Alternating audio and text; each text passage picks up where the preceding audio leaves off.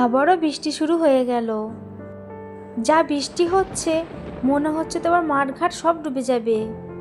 সে কি মা, যদি সব ডুবে যায় তাহলে আমরা থাকবো কোথায়? আমিও তো সেটাই ভাবছি মা, আমরা যেখানে থাকি এমনিতেই সেই জায়গাটা নিচু জায়গা। তাহলে কি আমরা ডুবে যাব মা? জানি না রে মা, আল্লাহ আমাদের কপালে কি লিখে রেখেছে।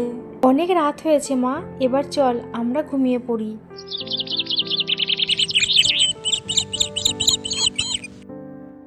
পরের দিন সকালে গ্রাম বন্যায় ভরে যায়।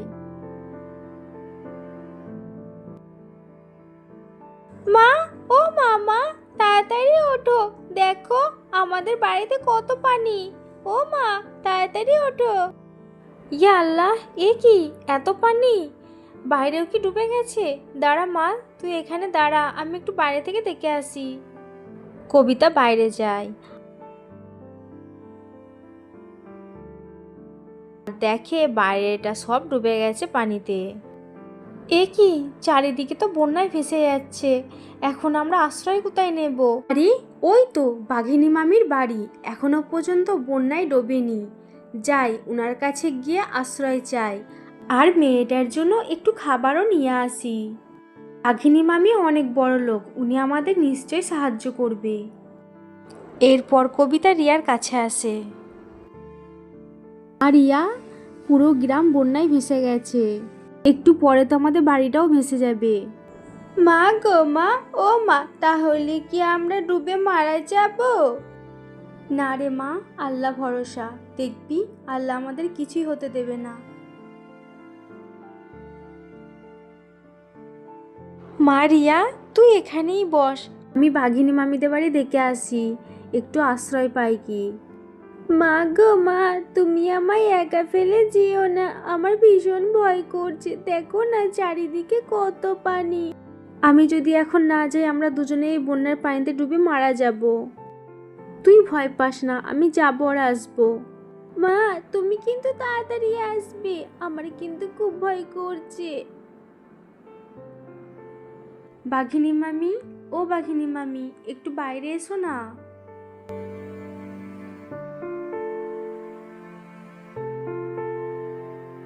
কি রে কবিতা, এই বন্যার মধ্যে তুই আমাদের বাড়িতে, কি ব্যাপার? বাঘিনী মামি, তোমার তো অনেকগুলো ঘর আছে, আমায় একটা ঘরে থাকতে দেবে?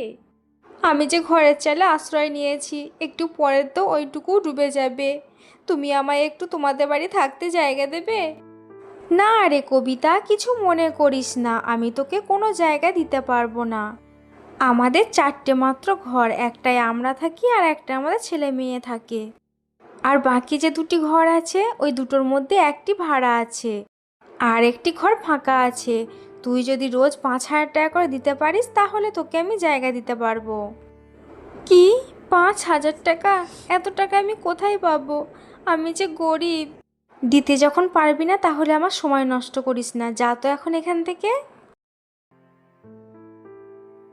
এ কি, পানি যে বেড়েই চলেছে, মা যে এখনো আসে না, এবার তো আমি ডুবে যাব।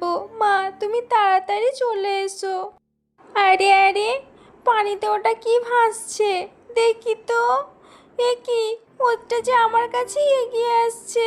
মা, বাঁচাও আমায়, মা বাঁচাও। আরে আরে মিষ্টি মেয়ে, তুমি ভয় পেও না, আমি তোমার কোনো ক্ষতি করব না। কিন্তু তুমি কে? আমি জলপরি, আমি সমুদ্রে থাকি। এই বন্যার পানি দেখে আমি একটু বেড়াতে এসেছিলাম, আর তোমার সাথে দেখা হয়ে গেল। দেখা হয়ে আর কি লাভ, আমি তো একটু পরে জলে ডুবে মারা যাব, আমার মা যে এখনো আসে না। আমি থাকতে তোমার মতো একটা মিষ্টি মেয়েকে মরতে দেই কি করে? আমি তো আছি।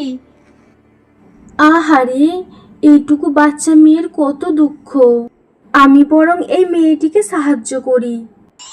এই নাও মিষ্টি মেয়ে, এটি হলো জাদুর কলা গাছের বাড়ি, তুমি এই বাড়িতে যা চাইবে তোমায় ঠিক তাই তাই দেবে, তোমার আর কোনোদিন অভাব হবে না।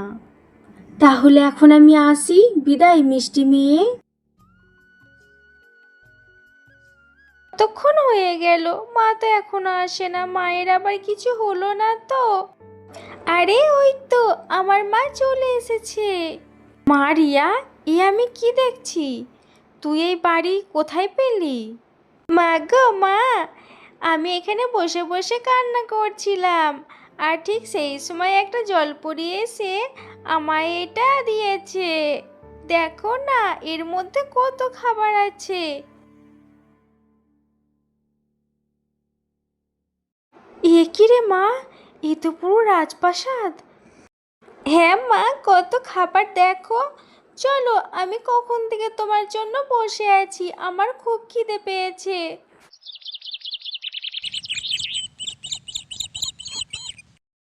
মা মিনা, আমাদের এইভাবে বসে থাকলে হবে না।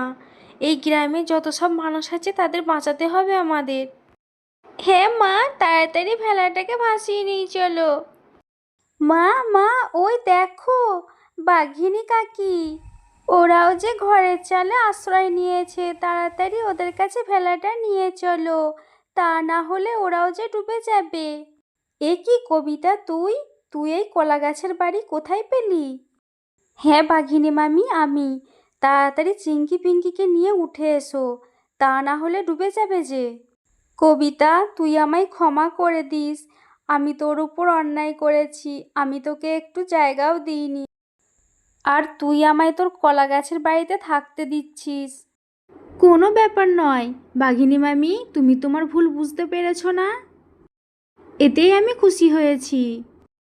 এইভাবেই কবিতা সমস্ত গ্রামবাসীকে রক্ষা করে। আয় আয় আয় দি, এই ধানখানা খেয়ে ডিম পেড়ে দিয়ে যা দেখি। তোরা ডিম না পারলে আমি ভাত খাবো কি দিয়ে? আয় দেখি মুরগি দুজন, আয় আয় তাড়াতাড়ি আয়। বুড়ির ডাকে বুড়ির দুই মুরগি খেতে চলে আসে। মুরগি দুটির নাম ছিল চিন্টু আর পিন্টু। বুড়িমা, এসেছি। এই প্রতিদিন ধান কেন খেতে দাও আমাদের? মাঝে মধ্যে গরম ভাত, চাল এইসবও তো দিতে পারো। সেই তো, ধান খেতে আমারও আর ভালো লাগে না। কি আর করব বল, আমার কি আর অনেক কিছু আছে? তোদের খাওয়ানোর জন্য সেই ভোরে উঠে খেতে খামার থেকে ধান কুড়িয়ে নিয়ে আসি, এরপর সেই ধান তোদের খেতে দিই। আমি তো নিজেই গরম ভাত কতদিন খাইনি। মানুষ যা ঠান্ডা বাসি ভাত দেয়, তাই দিয়েই তো তোদের ডিম সেদ্ধ করে ভাতটা খেয়ে নি। নাও নাও, হয়েছে, থাক। এত আর আবেগ জর্জরিত কথা বলতে হবে না, আমরা এই ধানে খেয়ে নিচ্ছি। কৃষ্ণপুর নামক একটি ছোট্ট গ্রামে এক দুঃখী বুড়ি বাস করত। এই পৃথিবীতে তার আপন বলতে কেউ ছিল না, ছিল শুধু দুটো কথা বলা মুরগি। এই মুরগি দুটো প্রতিদিন যে দুটি ডিম দিত, বুড়ি অন্যের বাড়ি থেকে যতটুকু চেয়ে চিনতে ভাত পেত, ওই মুরগির ডিম দুটোই সেদ্ধ করে ভাতের সাথে খেত। এইভাবেই বুড়ির সুখে দুঃখে দিন কেটে যাচ্ছিল। কিন্তু একদিন এক বুড়ির প্রতিবেশীর সিফার নজরে পড়ে গেল বুড়ির মুরগি দুটো। এলাকার কত মুরগি আমি চুরি করে খেলাম, আজ পর্যন্ত কেউ তো আমায় ধরতে পারলো না। আজ তো এই বুড়ির মুরগি দুটো চুরি করে খেতে হবে। মুরগি দুটো তো বেশ নাদুস নুদুস। সিফা চোর বুড়ির মুরগি দুটি চুরি করার জন্য সুযোগ খুঁজতে লাগলো। আরে, এই বুড়ি কি বাড়ি ছেড়ে কোথাও যায় না? মুরগি দুটো তো একা পাচ্ছিই না। সব সময় এই বুড়ি ওই মুরগি দুটির আশেপাশে লাঠিমের মতো ঘুরতে থাকে। এরই ভেতর একদিন সকালবেলায় অসুস্থ থাকার কারণে ধান কুড়োতে যেতে পারে না, তাই বিকাল হতেই ধান কুড়োনোর উদ্দেশ্যে বেরিয়ে পড়ে। আর এরই ফাঁকে সিফা চলে আসে বুড়ির বাড়িতে।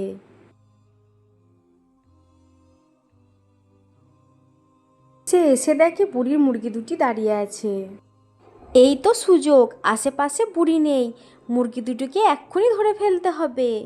সেফা সুযোগ পেয়ে মুরগি দুটিকে খপ করে ধরে ফেলে।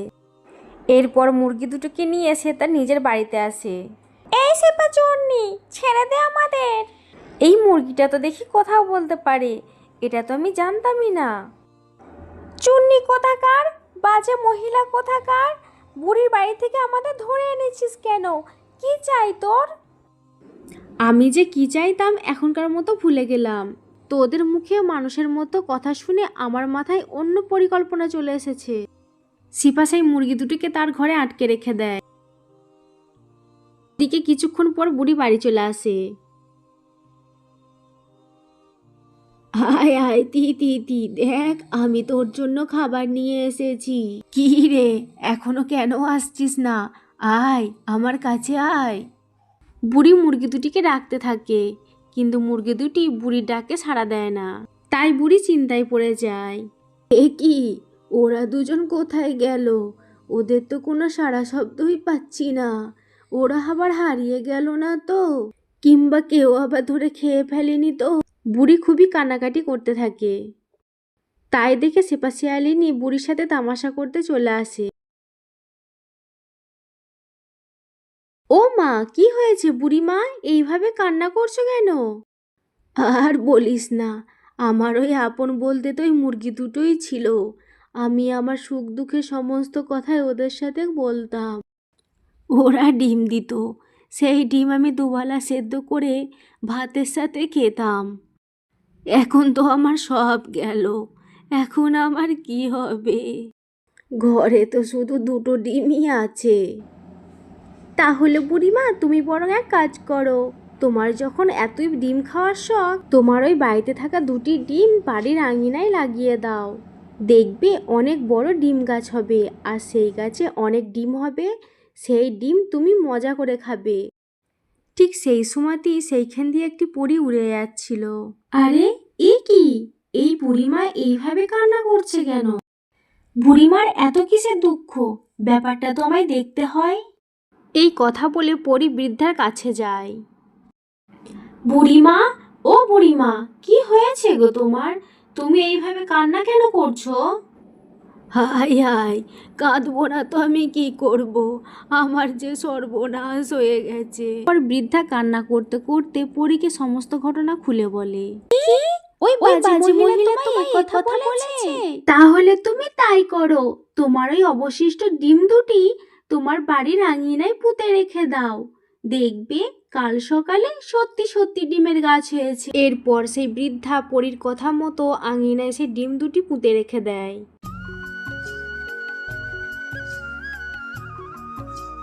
এদিকে সকাল হতেই বৃদ্ধা তার ঘর থেকে বেরিয়ে আসে।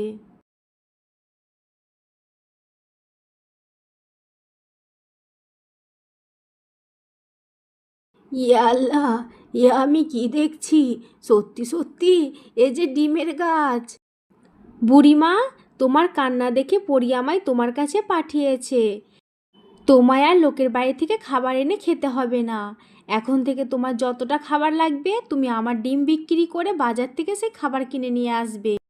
আর হ্যাঁ, একটা কথা, এই ডিম গাছে যদি অন্য কেউ হাত দেয় তাহলে সে সঙ্গে সঙ্গে সেখানেই ভস্ম হয়ে যাবে। ডিম গাছের কথা শুনে বৃদ্ধা অনেক খুশি হয়, আর সেখান থেকে ডিম পেড়ে বৃদ্ধা বাইরে চলে যায় বিক্রি করতে। এরপর থেকে ডিম বিক্রি করে বৃদ্ধার ভালোই দিনকাল কাটতে থাকে। তো বন্ধুরা, আজকের এই গল্পটি তোমাদের কাছে কেমন লাগলো অবশ্যই কমেন্ট করে জানিয়ে দেবে। আর এই ধরনের নতুন নতুন গল্প দেখতে আমার চ্যানেলটিকে সাবস্ক্রাইব করে দেবে।